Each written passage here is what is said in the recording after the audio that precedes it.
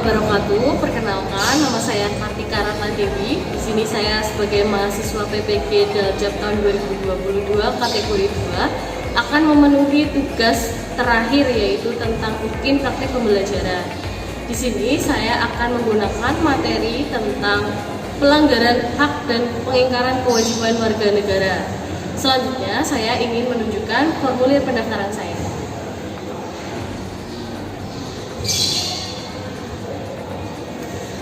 Untuk video selanjutnya, silakan bisa ditonton.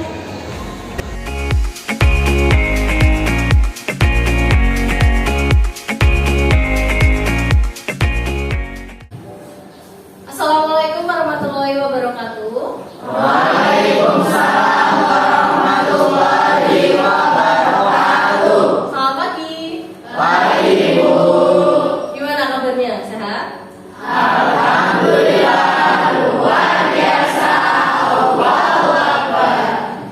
Berarti masih semangat ya hari ini ya. Kita kan mengawali pagi hari ini itu memang harus dengan semangat, harus dengan ceria, semuanya harus happy, begitu ya. Oke, seperti biasa sebelum kita memulai pembelajaran kita harus berdoa terlebih dahulu. Terima kasih Mas. Ya, silakan kita dipimpin. Teman-teman siap, silakan berdoa mulai.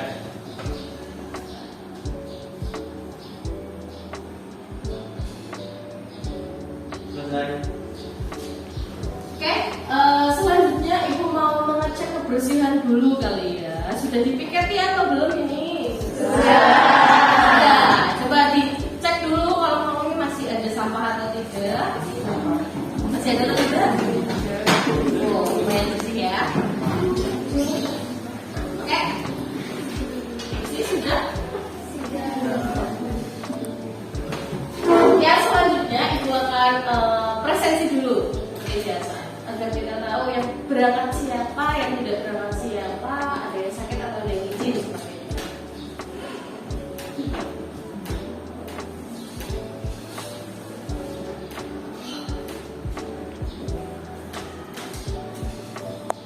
Oke, dari absen pertama, Afdal Stianiku, sakit.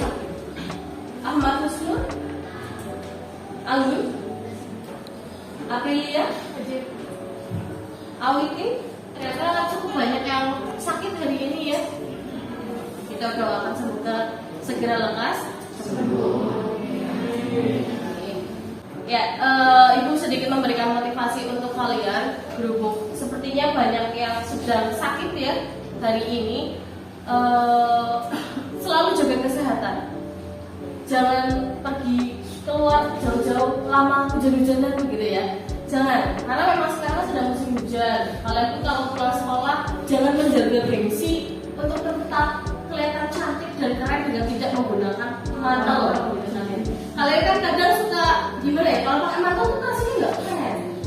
Ya, jadi mending ya hujan-hujanan aja lah.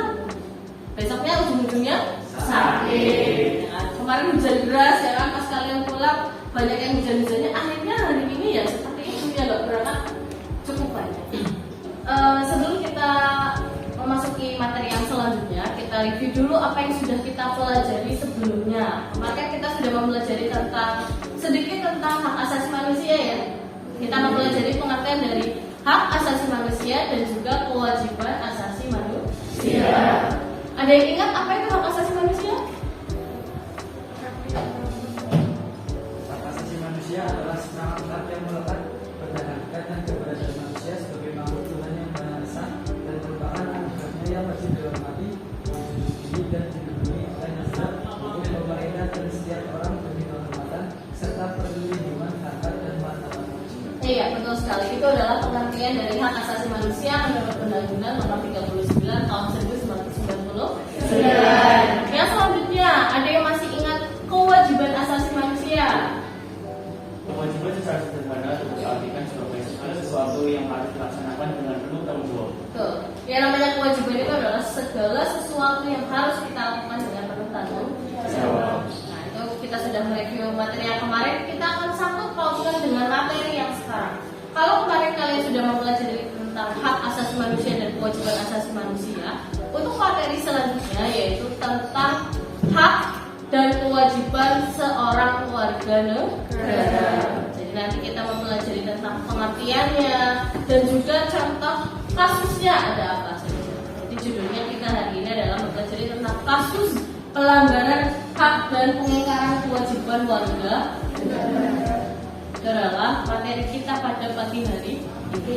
Seperti biasa sebelum kita mulai, kita harus tahu dulu tujuan pembelajaran kita ada apa saja.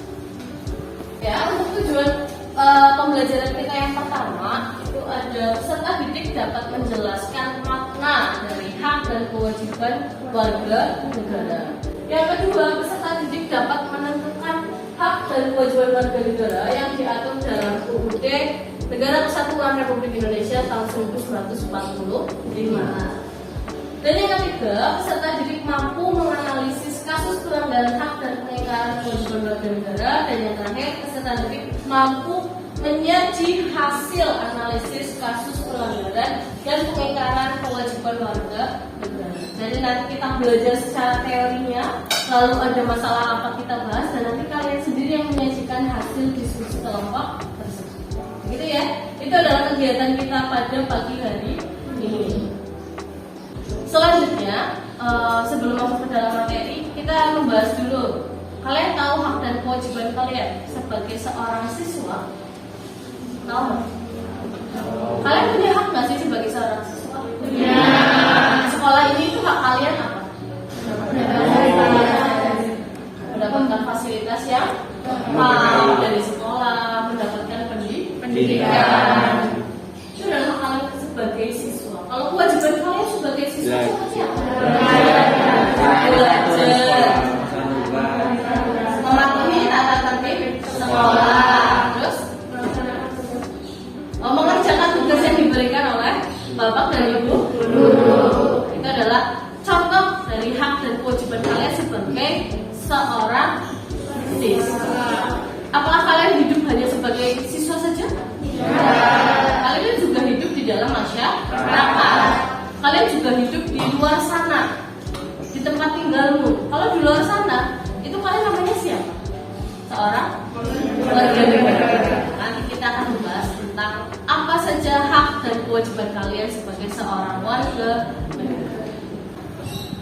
Sebagai pemantik, biar kalian mulai berpikir ya, Ibu mempunyai satu pertanyaan untuk kalian, yaitu apa saja contoh hak dan kewajiban yang harus kita lakukan sebagai seorang warga negara? Hak yang harus kita lakukan sebagai warga negara contohnya? Bayar pajak. Membayar pajak. Apakah itu hak? Haknya apa haknya? Hak berpendapat, terus hak untuk hidup, terus apa lagi? Hak berpendapat, hak untuk hidup, mendapatkan apa ini namanya kalian? Pendidikan. Hak mendapatkan pendidikan juga. Itu ya. Itu adalah contoh-contoh hak kalian sebagai seorang warga negara. Kalau kalau kewajiban kalian sebagai warga negara, seperti apa?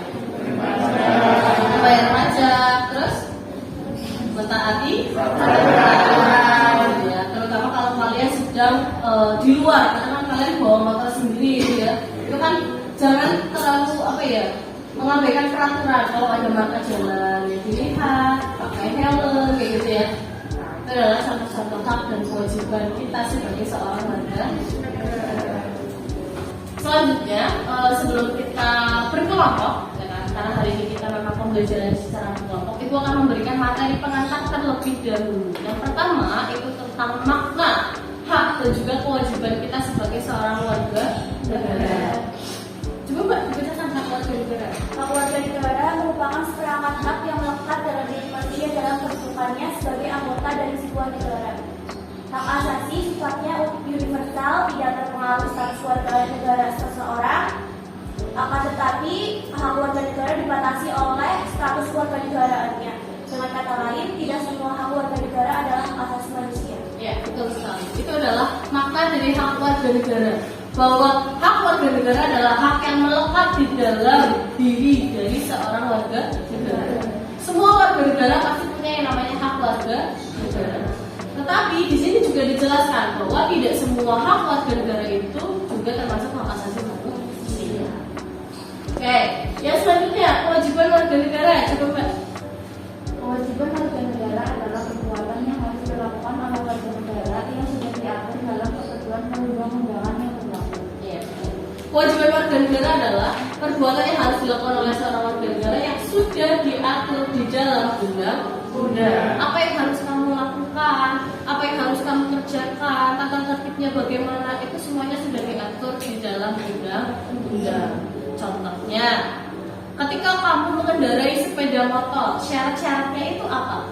Punya SIM, pakai helm, punya STNK, dan yang paling penting jangan cuma pakai helm, punya STNK, punya SIM, tapi juga harus bawa motor. Ya. Nah, bagaimana caranya kamu mengendarai motor kalau tidak ada motornya? Ya, paling penting. Itu adalah contoh kalian sebagai kewajiban warga negara seperti itu, mentaati tata tertib.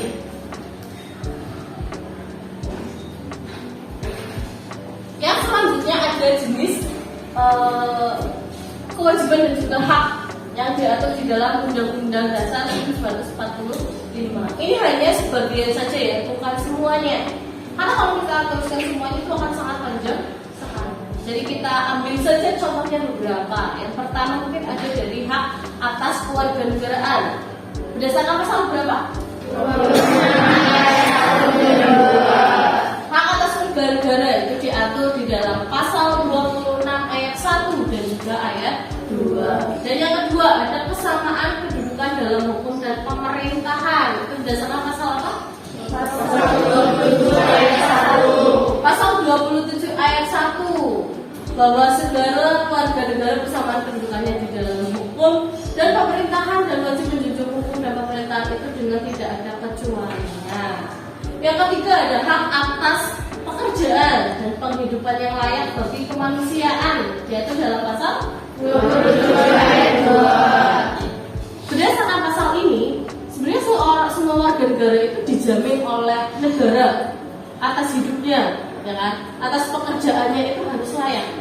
Makanya pemerintah sekarang itu sangat mengusahakan untuk membuat peluang pekerjaan yang sangat banyak, membuka lowongan pekerjaan di sini, membuka lowongan pekerjaan di sana. Itu untuk apa? Untuk warga negaranya agar mereka semua bisa bekerja, agar bisa menghasilkan uang, gitu kan ya. Kita kan tidak bisa hidup tanpa uang. Bisa nggak kita hidup tanpa uang? Tidak bisa. Nanti bagaimana cara kita untuk makan, gitu kan ya? Untuk biaya sekolah, ya kan? Untuk kehidupan sehari-hari.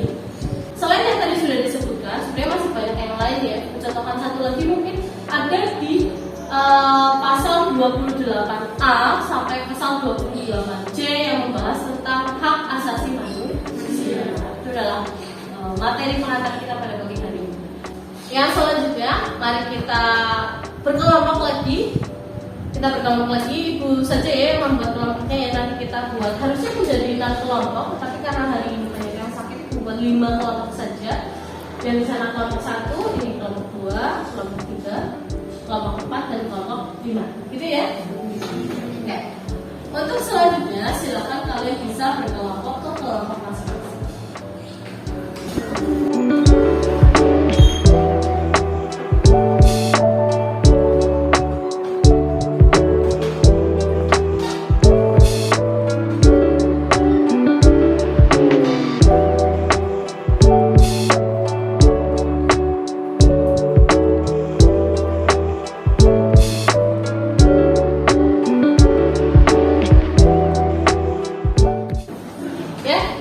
Kalian sudah mendapatkan QR code-nya ya?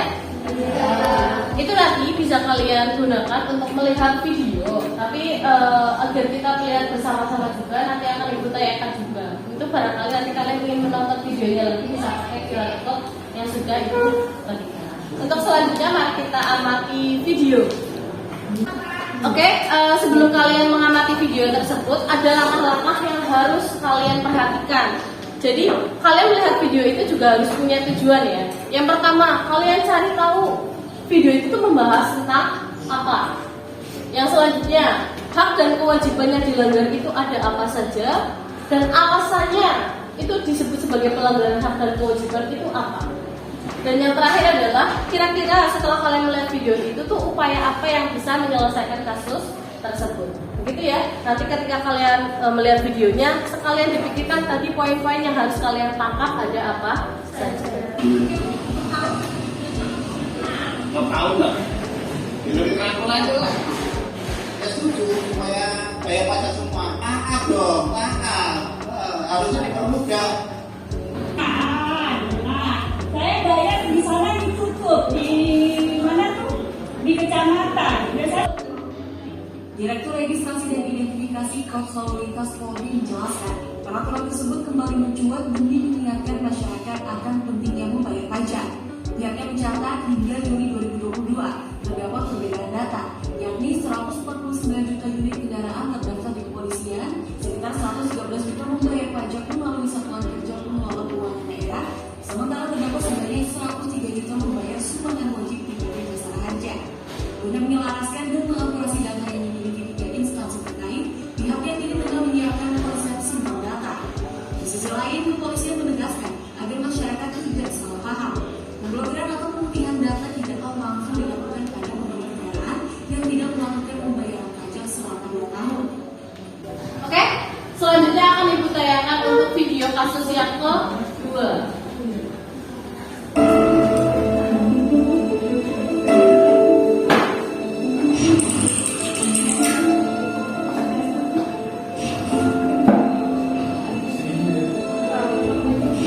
Dua perundungan terhadap pelajar ini viral di media sosial.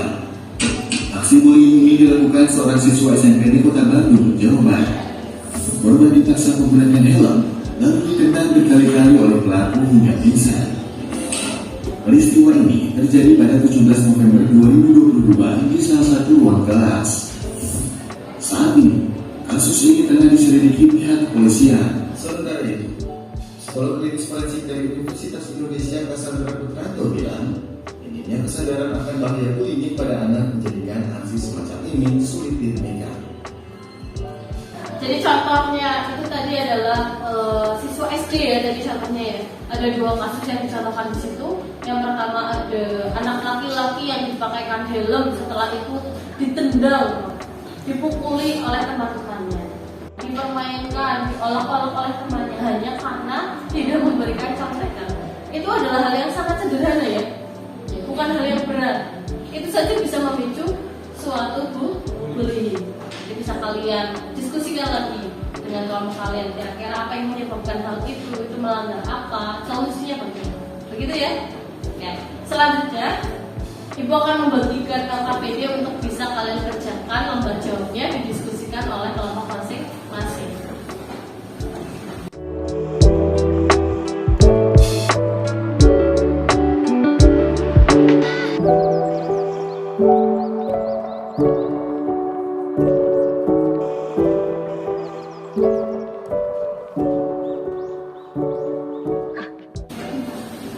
Oke, kalau sudah bisa kalian perhatikan LKPD-nya ya.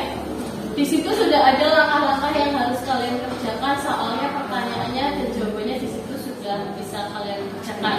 Jadi yang pertama dari menuliskan nama anggota kelompok dan lain-lain, selanjutnya bisa diperhatikan soal per soalnya. Dan soal itu nanti bisa kalian diskusikan. Kalian boleh mencari jawabannya bebas, boleh melalui buku, boleh mencari di internet. Silakan bisa kalian telusuri informasi itu dimanapun boleh. Begitu ya. Silakan bisa mulai dikerjakan. Tadi bisa dilihat ya videonya. Cukup jelas videonya. Setelah kalian perhatikan videonya baik-baik, disesuaikan dengan LKPD-nya. Pertanyaannya jangan tentang kasusnya. Kalian kira-kira kasusnya apa? Kira-kira hak apa yang dilanggar? Nanti solusinya bagaimana? Silakan kalian. Gitu ya. Bukan, ayo izin bertanya, untuk yang kasus yang di video, apakah harus yang cuma di video atau bisa dikaitkan dengan kasus yang lain? Oke. Kalau kasusnya itu kan hanya sebagai contoh saja ya. Jadi kalian bisa mengaitkan juga dengan kasus-kasus yang terjadi. Misalkan ternyata di luar sana atau bahkan di sekolah kalian sendiri juga udah. Itu boleh kalian masukkan, nggak apa-apa, sebagai referensi. Jelas ya?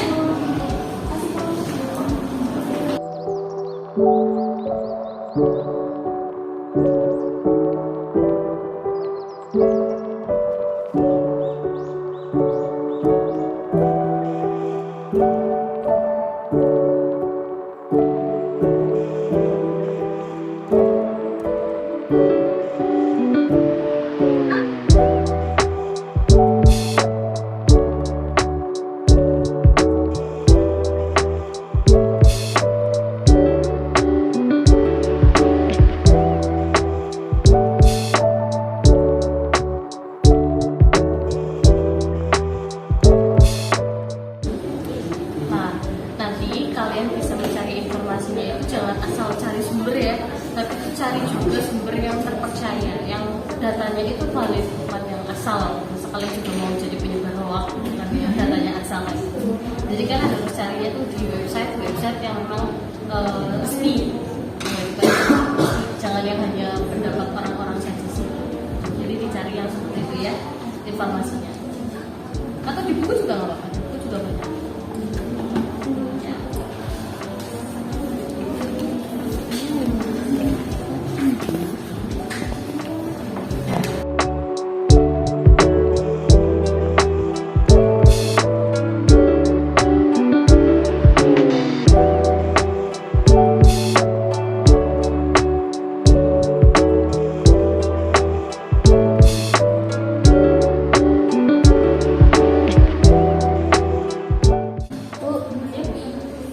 Izin bertanya, ini sih tabelnya tentang apa ya?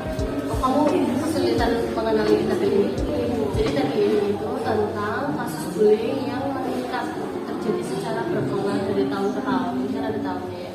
Jadi bisa kalian lihat kira-kira ini jumlahnya berapa, jumlahnya berapa. Nanti kalian sesuaikan dengan disesuaikan dengan kasusnya. Baru nanti kalian bisa berpendapat sesuai menurut kalian bagaimana bagusnya, gitu ya. Katanya hanya seperti itu, bukan tabel yang ribet. Oke, kalian sudah mendapatkan informasi banyak ya. Setelah itu bisa kalian pilih-pilih informasi yang banyak itu kalian pilih yang sekiranya paling sesuai untuk menjawab pertanyaan yang kalian punya. Itu nanti diasosiasikan, disimpulkan bagaimana caranya agar kasus itu bisa terjawab dengan informasi yang kalian punya. Begitu ya? Oke, silakan bisa dibacakan.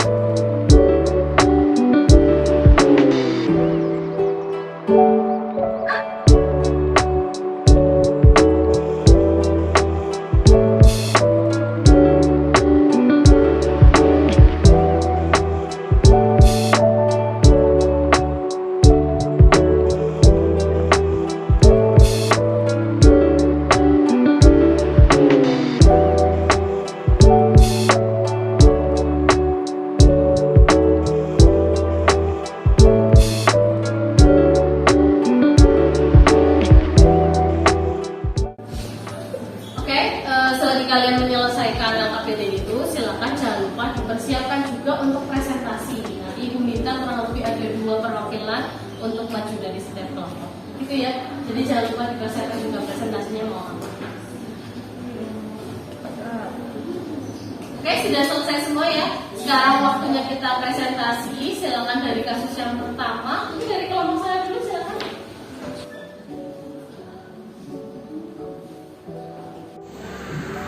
Assalamualaikum warahmatullahi wabarakatuh. Waalaikumsalam warahmatullahi wabarakatuh. Kami perwakilan dari kelompok 4 akan menyampaikan hasil diskusi kami. Untuk yang pertama, kasus apa yang dibahas dalam video tersebut? Jelaskan. Kasus yang ada di dalam video tersebut membahas tentang kendaraan bermotor yang STNK-nya dibiarkan mati selama 2 tahun karena pajaknya tidak dibiarkan dan berpotensi mendapat penghapusan data registrasi dari kepolisian. Tanpa data registrasi berarti kendaraan itu menjadi bodong, dan mengingat dalam aturan tidak bisa didaftarkan kembali artinya bakal bodong selamanya. Banyak warga yang tidak membayar pajak karena lupa batas akhir berlakunya STNK, dan ketika ingat mau membayar pajak ternyata tempat pelayanan tidak buka setiap hari, sehingga membuat mereka kesulitan untuk membayar pajak. Sekitar 58% dari seluruh warga negara Indonesia yang memiliki kendaraan bermotor tidak membayar pajak. Yang kedua, sebutkan kewajiban warga negara yang dilanggar dalam kasus tersebut dengan pasalnya di dalam Undang-Undang Negara Republik Indonesia tahun 1945. Jawaban yang pertama, kewajiban yang dilanggar adalah membayar pajak kendaraan bermotor. Yang kedua, peraturan yang mengatur adalah Undang-Undang Negara Republik Indonesia tahun 1945 pasal 23A yang berbunyi, pajak dan pemungutan lain yang bersifat memaksa untuk keperluan negara diatur dengan undang-undang.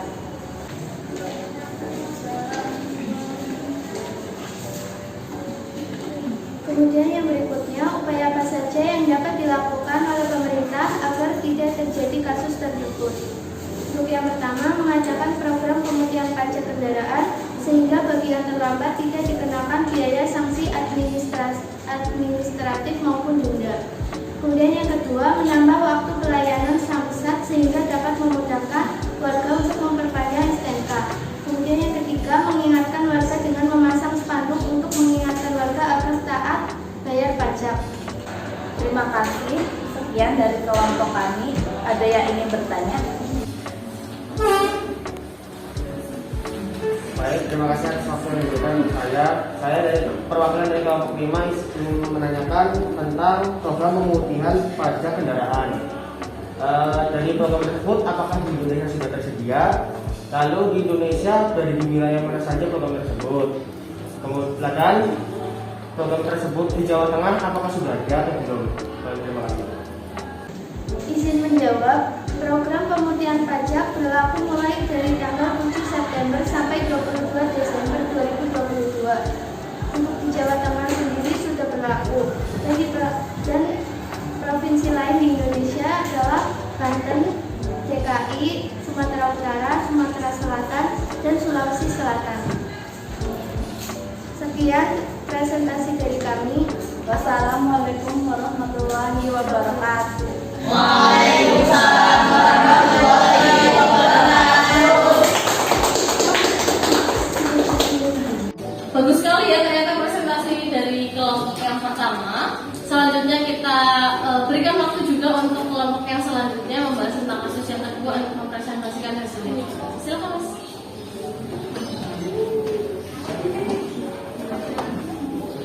Assalamualaikum warahmatullahi wabarakatuh.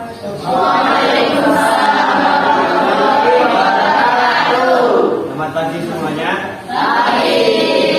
Perkenalkan, kami dari perwakilan kelompok 2 akan mempresentasikan mengenai kasus bullying.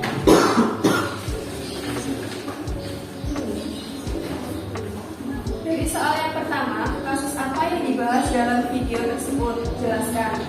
Dari kelompok kami menjawab, dalam video tersebut terlihat seorang laki-laki yang menjadi korban bullying pada jenjang SMP dan anak perempuan pada jenjang SD. Korban laki-laki dipaksa oleh teman kelasnya untuk memakai helm, kemudian ditendang hingga korban pingsan. Sedangkan korban perempuan ditendang oleh teman kelasnya karena tidak memberikan kontekan. Soal yang kedua, sebutkan hak warga negara yang dilarang dalam kasus tersebut dengan pasalnya di dalam UUD NRI tahun 1945. Jawabannya, hak yang dilanggar adalah hak untuk tidak disiksa, hak untuk hidup, dan hak untuk tidak diperbudak, hak tidak diperlakukan secara diskriminatif. Peraturan yang mengatur adalah UUD NRI tahun 1945 pasal 28I ayat 1 dan 2 yang berbunyi hak untuk hidup, hak untuk tidak disiksa, hak untuk kemerdekaan, pikiran dan hati nurani, hak beragama, hak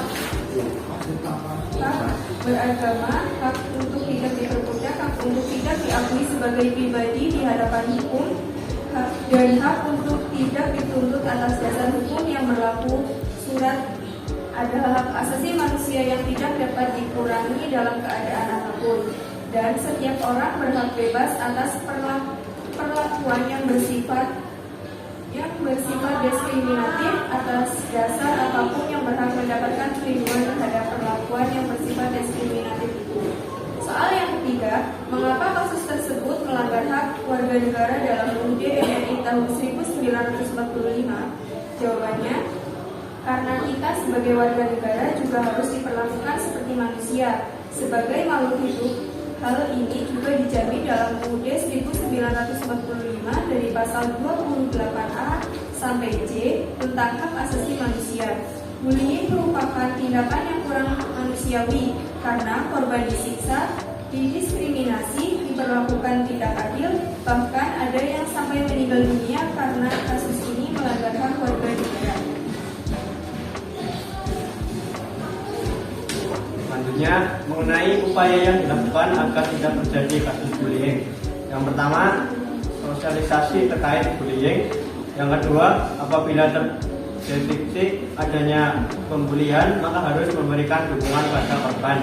Yang ketiga, membuat peraturan tentang bullying. Keempat, mengajarkan siswa untuk berani melawan bullying. 5. Membantu pelaku untuk menghentikan perilaku atau tindakan bullying. Dan yang terakhir, memberikan teladan atau contoh yang baik. Selanjutnya, mengenai tanggapan terhadap artikel bullying seorang anak SD di Tasikmalaya. Pendapat saya, kasus bullying di lingkungan sekolah harus bisa mungkin diatasi atau diminimalisir.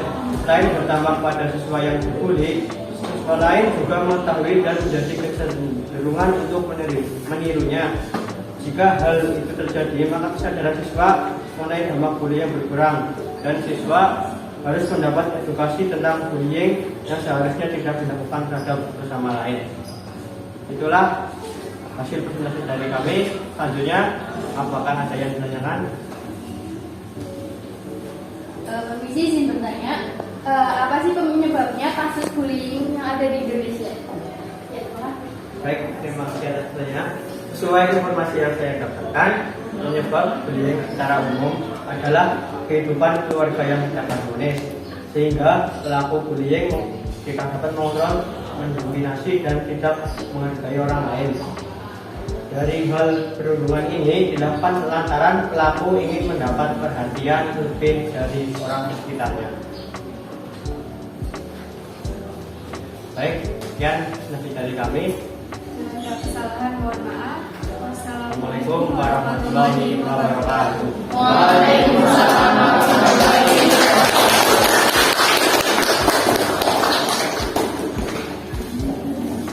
Ya, itu tadi presentasi dari kelompok 2, hasilnya juga sangat luar biasa. Kita sekali lagi kasih aplaus dulu. Ternyata kalian bisa berdiskusi dan juga mencari informasi terkait kasus-kasus tadi dengan baik. Berarti pembelajaran kita sudah cukup pada pagi hari ini. Selanjutnya kita bahas dulu apa yang sudah kita pelajari selama satu pertemuan ini ya. Yang pertama, kalian sudah bisa mempelajari makna hak dan juga kewajiban warga negara. Terus juga kalian sudah bisa mempelajari hak dan kewajiban warga negara yang diatur di dalam Undang-Undang Dasar 1945. Dan yang ketiga adalah kalian sudah bisa menganalisis dan juga mempresentasikan kasus pelanggaran hak dan pengingkaran kewajiban dengan baik. Artinya seluruh tujuan pembelajaran kita pada pagi hari ini sudah tercapai. Selanjutnya kita masuk ke kegiatan penutup. Oke, sebelum kita masuk ke kegiatan penutup, silakan kalian bisa kembali dulu ke tempat duduk masing-masing.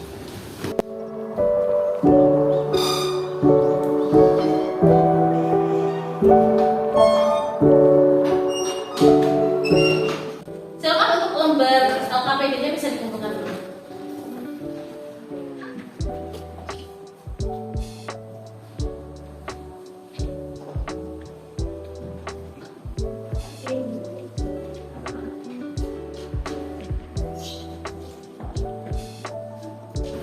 Untuk yang selanjutnya, seperti biasa di akhir pertemuan, Ibu pasti meminta kalian untuk melakukan refleksi terlebih dahulu. Sekarang kalian bisa buka grup WA kita. Di situ sudah Ibu share link refleksi pembelajaran. Jadi silakan bisa kalian buka dan diisikan tentang refleksi apa yang sudah kalian dapatkan hari ini. Silakan bisa dibuka dulu refleksi.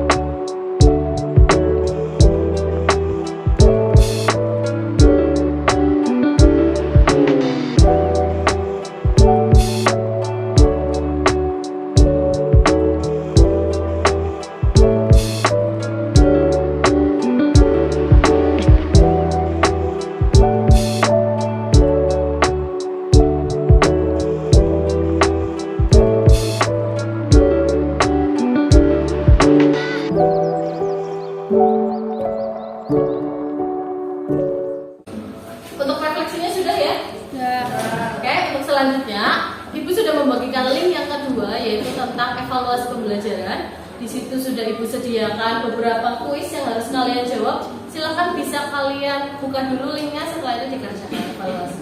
Begitu ya? Silakan bisa dikerjakan.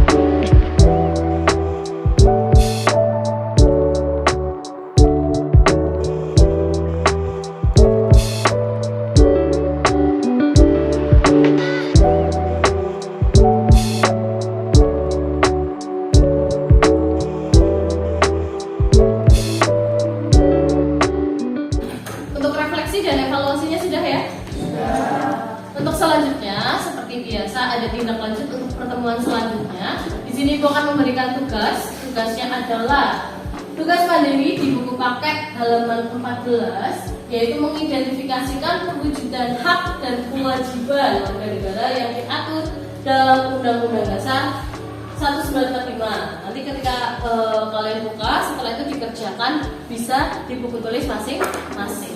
Itu akan kita bahas di pertemuan selanjutnya. Begitu ya? Oke, berarti pertemuan kita sudah selesai hari ini. Seperti biasa, untuk menutup kegiatan pada pagi hari ini, kita tutup dengan berdoa bersama. Ibu pimpin, sudah siap? Berdoa dimulai. Selesai. Oke, Ibu ucapkan terima kasih. Sampai jumpa minggu depan. Wassalamualaikum warahmatullahi wabarakatuh.